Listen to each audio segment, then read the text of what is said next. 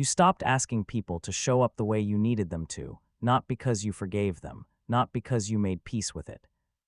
You just got tired of rehearsing the conversation in your head that never changed anything when you finally said it out loud. There's a specific kind of exhaustion that comes from caring more about the relationship than the other person seems to.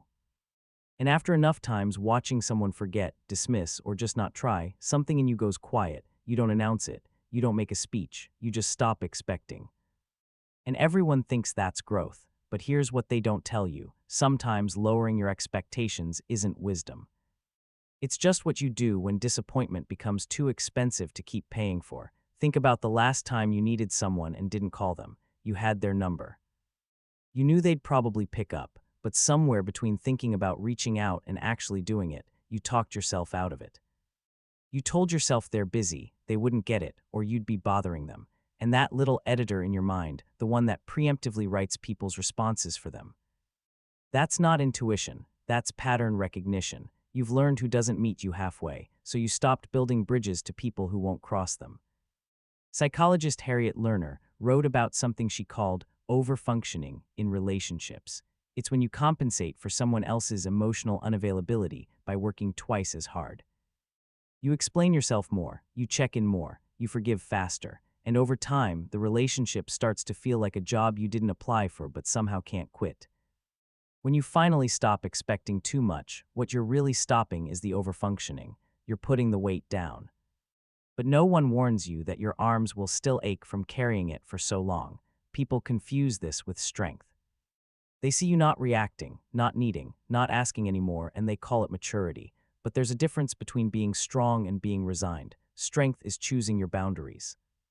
Resignation is just accepting that no one's going to respect them anyway, so why bother drawing the line? And you know the difference, even when you can't say it. You feel it in the way you say, "It's fine," when it isn't. In the way you nod when someone apologizes without changing.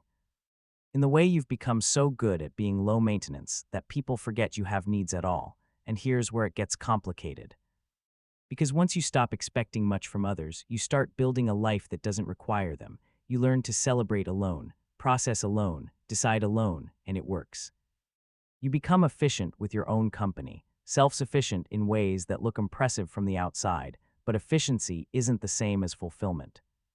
And somewhere in all that independence, you start to wonder if you've just become really good at not needing anyone because needing people hurt too much. Watch what happens in your relationships now.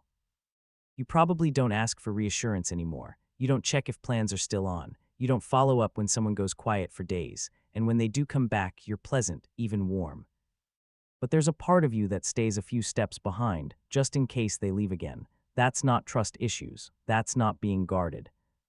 That's your nervous system remembering every time it reached out and came back empty-handed. So now it just doesn't reach as far. You've also probably gotten very good at reading rooms.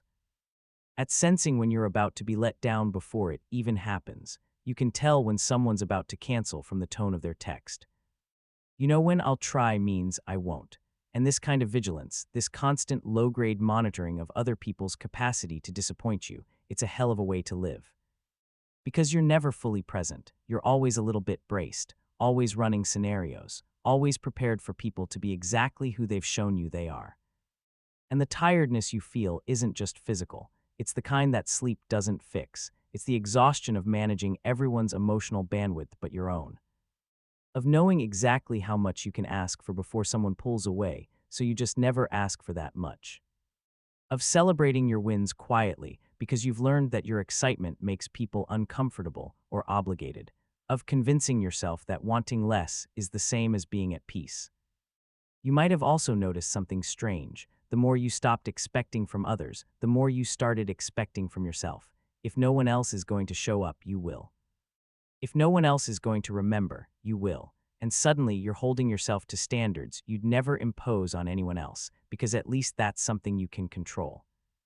But here's the trap: no amount of perfecting yourself will make other people more present. You can be kinder, clearer, more patient, more successful, and people will still show up halfway. Or not at all, and then there's the loneliness. The kind that doesn't come from being alone. It comes from being surrounded by people who like you just fine, but don't really know you. because knowing you would require them to ask questions they're not asking, to notice things they're not noticing. And you've become so skilled at not burdening anyone with the real weight of who you are that you've accidentally made yourself invisible, not gone, just unseen. You carry this quiet grief that no one talks about, the grief of realizing that some people will only ever love the version of you that's easy, the version that doesn't need anything.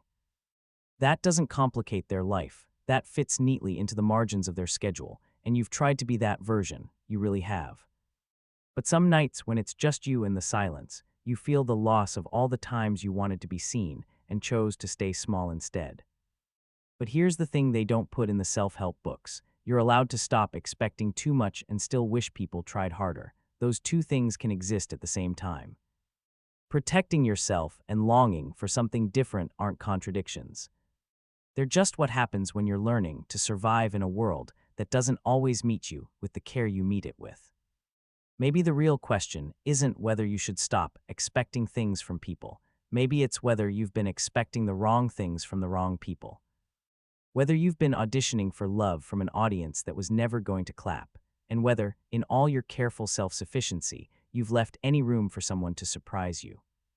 What if the people worth keeping aren't the ones you stop expecting things from, but the ones who make you feel safe enough to expect again? If this one landed, just let it sit for a second.